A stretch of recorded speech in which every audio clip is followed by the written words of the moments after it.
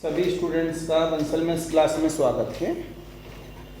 Last topic हम आपसे बात कर रहे थे partial differential equation of the first order.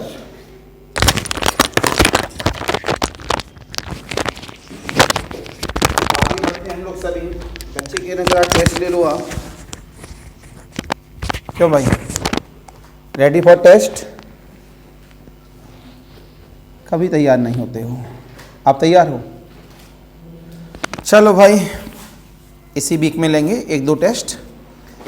तो हम लोग इसमें जब बात कर रहे थे, बुक पास कर दूं, तो कल हमने आपको चारपिट सिखाया। चारपिट में आपको 7-8 प्रॉब्लम भी दे दी और नो डाउट आप लोगों ने लगा भी ली उन प्रॉब्लम्स को।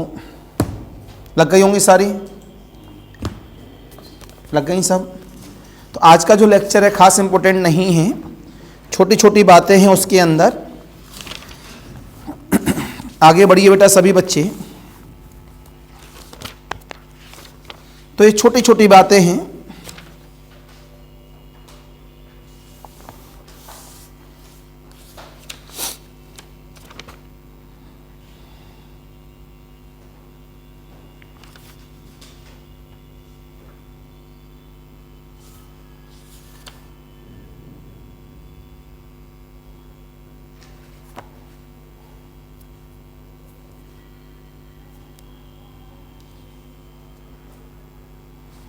लिखेंगे बेटा।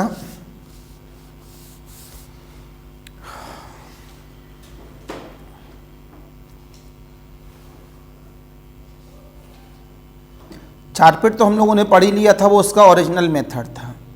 लेकिन चारपिट काफ़ी बड़ा हो जाता है, तो उसके लिए शॉर्टकट मेथड बनाई गई। तो जैसे कल के दिन हम लोगों ने पढ़ा, कौन सा मेथड पढ़ा था कल के दिन?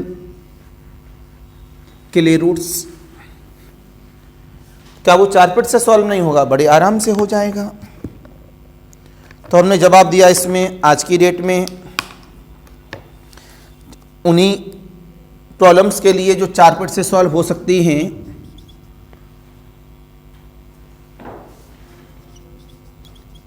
स्टैंडर्ड फॉर्म फर्स्ट, ये हेडिंग दे दिया गया। ये कब लगाया जाएगा? आपने जवाब दिया equation involving only P and Q.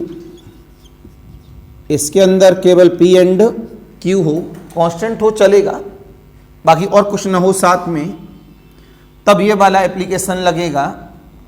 तो आपने जवाब दिया इस जगह पर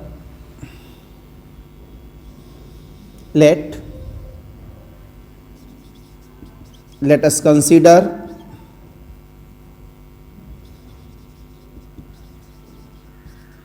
a partial differential equation H। मैंने बोला P और Q है इसके पास बराबर 0, इस तरह से दिया गया होगा। देन अब सॉल्यूशन की बात की जा रही है यहाँ पर, तो हम चारपिट का यूज करेंगे इस जगह पर। तो नीचे सॉल्व 1 2 3 4 5, उसकी मदद से स्मॉल p की वैल्यू आ जाएगी, स्मॉल q की वैल्यू आ जाएगी। तो यहाँ से हम लोग बोलेंगे इस जगह, हम पूरा लिखेंगे नहीं, बहुत लंबा हो जाएगा। लिखना चाहें लिख भी सकते हैं, वो अलग बात है। आपने बोला using Charpit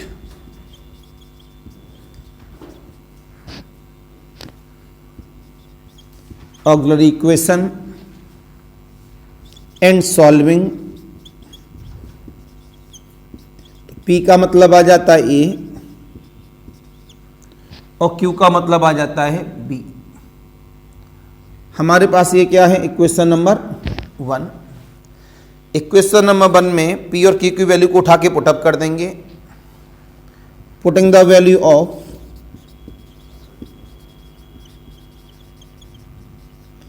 A and B in first. इसका होमवर्क नहीं देंगे आपको, लेकिन एग्जाम में पढ़कर जाइएगा। तो by first F of A comma B किसके बराबर? 0 के। बी है डी जेड बराबर का P D X plus Q D Y. P का मतलब क्या है A, B, तो Z बराबर क्या आ गया AX plus B Y plus c. तो जब कभी भी हमारे पास P कॉमा Q हो तो यहाँ पर जो Z का मतलब है वो क्या आ जाता है AX plus B Y plus का C आ जाता है, राइट। एक प्रॉब्लम सिखाई गई आप सभी को,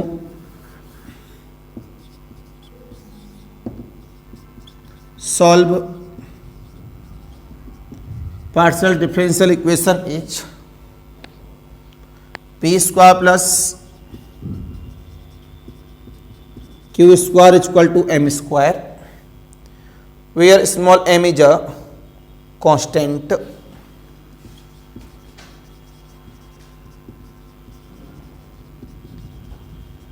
जैसे प्रॉब्लम आई हमने देखा इसमें P भी है, हमने देखा इसमें Q भी है, तो यहां से हमें पता लगा P भी है Q भी है, इसका मतलब है पार्शियल है। लेकिन P पे स्क्वायर है, Q पे स्क्वायर है, तो अपने आप में कैसा बन गया ये नॉन लीनियर। कैसा बन गया नॉन लीनियर। अब सॉल्व करना है तो सॉल्व करने के लिए हमें याद आ गया कि हम चारपिट का इस्तेमाल करेंगे। नॉन लीनियर में चारपिट सिखाया है, लेकिन इसमें तो P एंड Q याद आ गया। इसमें शॉर्ट ट्रिक लग जाएगी, स्टैंडर्ड नंबर 1 शॉर्ट ट्रिक लगा दो। आपने बोला given partial differential equation H P square plus Q square बराबर M स्क्वायर। आपने बोला this equation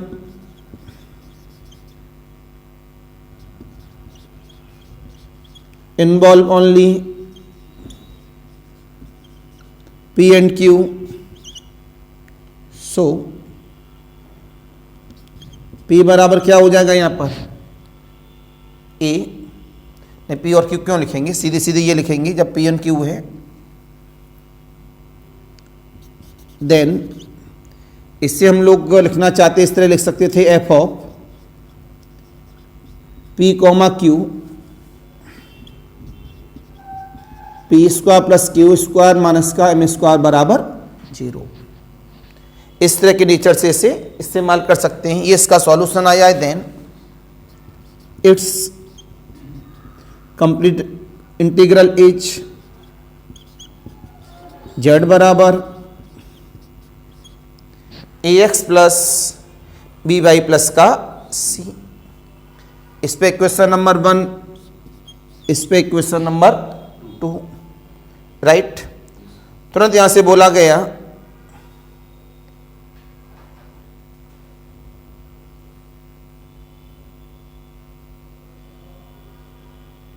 now f of A comma B बराबर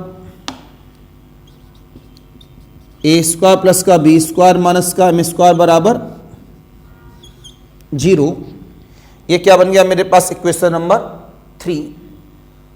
आंसर तो वैसे मेरे पास यही सेंस है, लेकिन हम लोग अगर इसमें B को मान लिया चॉइस में ये आंसर नहीं दे रखा है तो हो सकता है उन्होंने A या B को यहाँ से उड़ा दिया गया होगा। तो आपने यहाँ से जवाब दिया बाय थर्ड,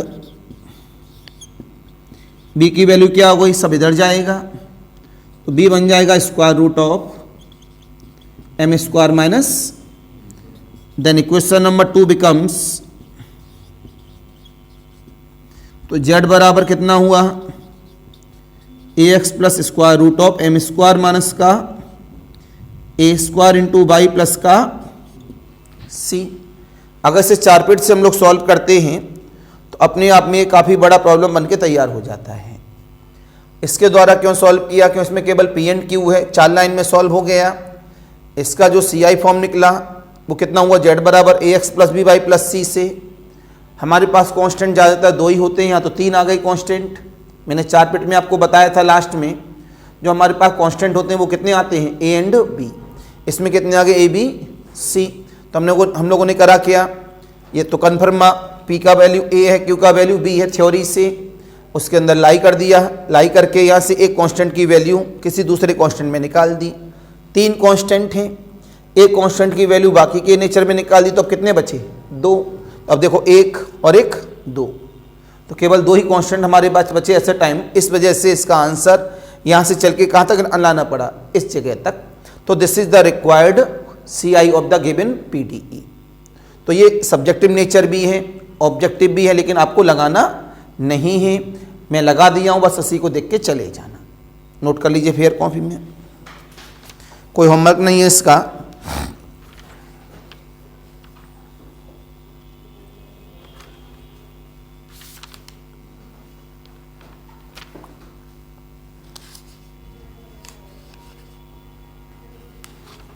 बस 5 मिनट दो, चैप्टर समाप्त। अब नया चैप्टर कौन सा आ जाएगा? मॉन्गेज।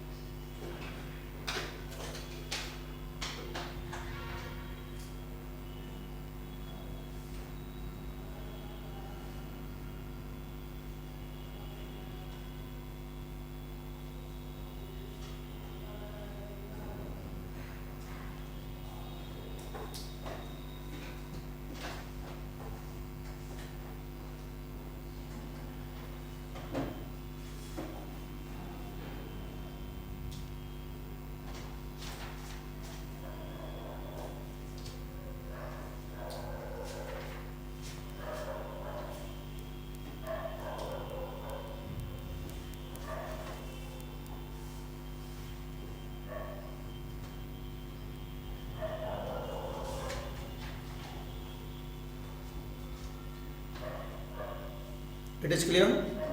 अब डालिए इसमें standard number, standard form second, heading देंगे सभी बच्चे स्टैंडर्ड फॉर्म सेकंड, डैश करके लिखेंगे क्लियर रूट्स फॉर्म, उसी के आगे डैश करके लिखेंगे Clairaut's form, CLAIRAUT form, इस पे लिख दो। पिछले वाले लेक्चर में पढ़ा दिया है, प्लीज सी।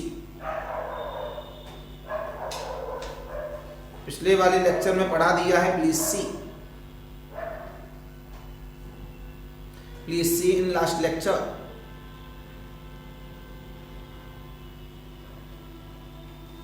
ओके, अब डालिए standard number third, standard form third,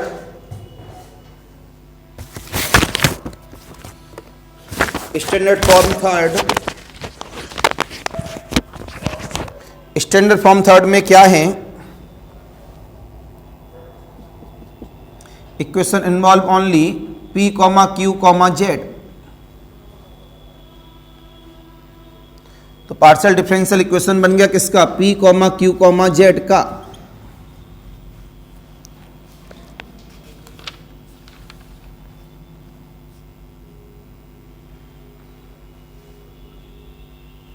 तो इसमें हम करते क्या हैं? इसका वर्किंग रूल है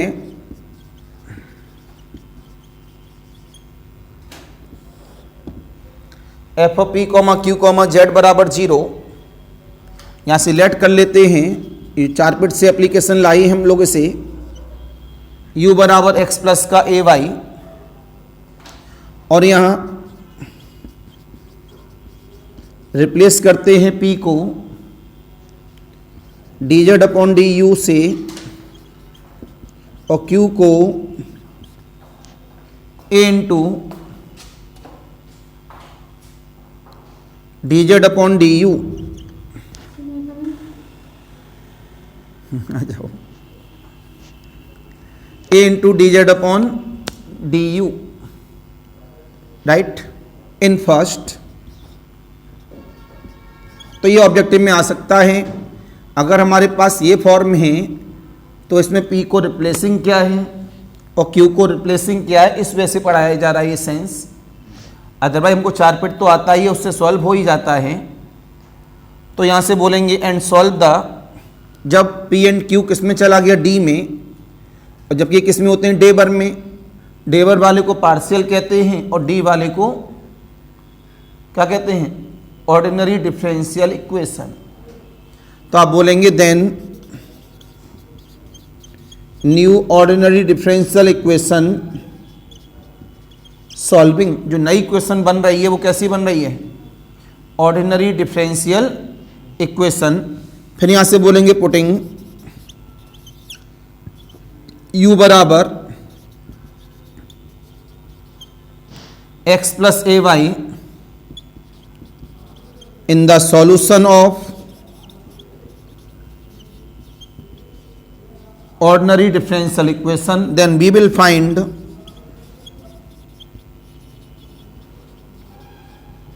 CI। नोट नहीं करेंगे, कैसे सीखेंगे इसे आप?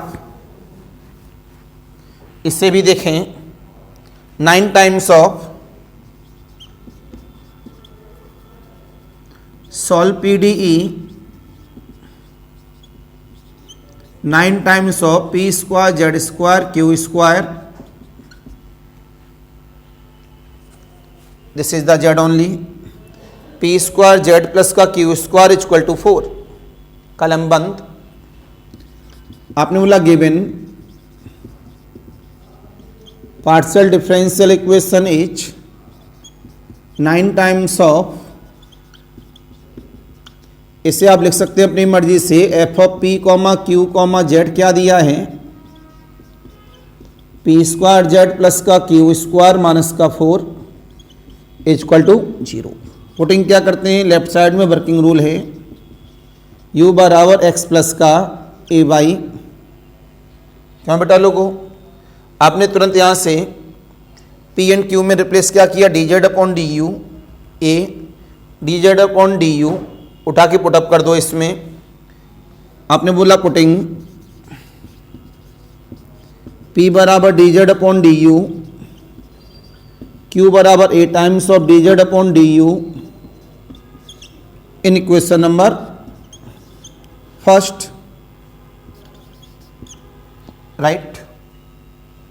उठा के इक्वेशन नंबर 1 में पुटअप कर दो। कितना आएगा? 9 times of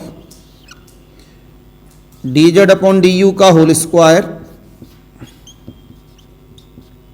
a square d z upon d u का होल स्क्वायर माइनस का 4 बराबर 0। D z upon d u दोनों में कॉमन है, कॉमन ले लीजिए। कितना मिला? D z upon d u का होल स्क्वायर बराबर 4 अपॉन द 9 ब्रैकेट में ए स्क्वायर प्लस का जेड। तो d z upon d u कर दिया, कितना हुआ? प्लस माइनस का 2 upon 3 square root of a square plus का जेड। तो डी यू कितना हो गया? प्लस माइनस का 3/2 square root of a square plus का z with d z. Ordinary differential equation बन गया। यहाँ तक पहुँच गई। इससे आप सॉल्व कर दो। सॉल्व करते हैं तो कितना मिला? u प्लस का b, राइट साइड कांस्टेंट जोड़े हैं, लेफ्ट साइड बात एक ही है। कितना हुआ? 3/2 ए स्क्वायर प्लस जेड की होल पावर ऑफ 1/2। तो कितना हो जाएगा मेरे पास? बोलो भाई, किसके फॉर्म में? जेड के नेचर में। तो 1/2 मेरा आगे आ जाएगा। तो कितना हुआ यहाँ पर? सॉरी, इंटीग्रेशन कर रहे हैं ना इसका। तो इंटीग्रेशन करने पर कितना बचा मेरे पास? डी यू का तो u हो गया, इंटीग्रेट एरर b हो गया। ए स्क्वायर प्लस जेड की होल पावर ऑफ 1/2 का बन गया ए स्क्वायर प्लस जेड की whole power of 3/2 upon the 3/2। A square plus Z की whole power of upon the 3/2। तो यहाँ से कितना मिला? u प्लस बी बराबर ए स्क्वायर प्लस जेड की whole power of 3/2। Any confusion, any doubt? यहाँ पर उठा के क्या पुटअप कर दो? u की वैल्यू x प्लस का a बाई। आपने यहाँ से u की वैल्यू उठा के पुटअप कर दी। Putting the value of u, putting the value of u कितना लिया? x प्लस का a बाई। अगर ये स्क्वायर रूट हटाना है तो हटा सकते हैं। तो आप इसे लिख सकते हैं x प्लस का a बाई प्लस बी का होल स्क्वायर बराबर ए स्क्वायर प्लस जेड की whole power of 3। This is required CI। तो जो वर्किंग रूल लेफ्ट में लिखाया था उसी के अकॉर्डिंग हम लोगों ने इसे सॉल्व कर दिया। Any confusion, any doubt? बोलो बेटा लोगों। तो ये तभी पॉसिबल हैं जब डिफरेंशियल इक्वेशन में क्या आए? P, Q, Z। जल्दी से नोट करें इसे भी आप। तो इसके अंदर हमारे पास ऑब्जेक्टिव नेचर छिपा हुआ है, तो सावधानी से। लास्ट मेथड,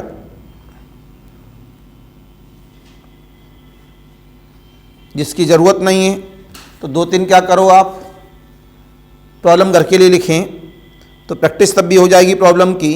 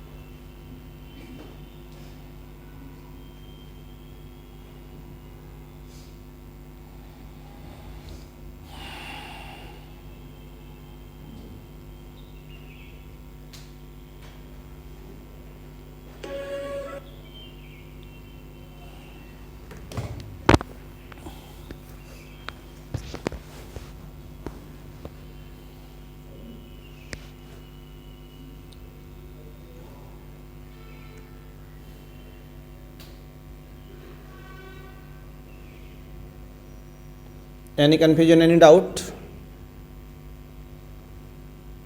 कल हर्षित कहाँ गायब थे भैया? हुआ है?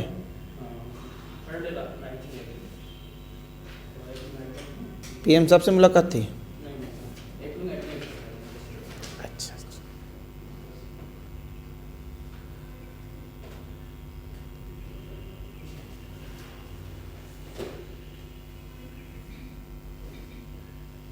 तुम लोग टाइमिंग मॉर्निंग ही कर दें?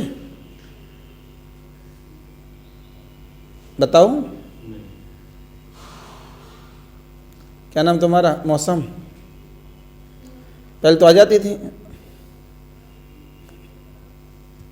अच्छा, पीछे दिमाग ने बोल दिया नहीं। कहाँ से आती हो? जंगल है, सुबह रिक्शा नहीं मिलता। अरे एक रिक्शा ही खरीद लो, टेंशन ही खत्म।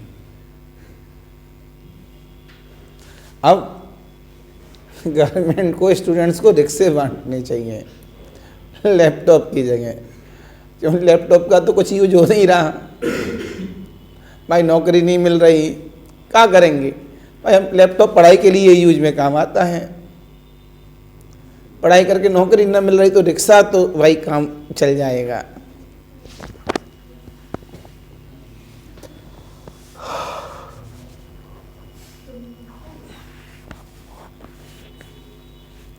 It is clear?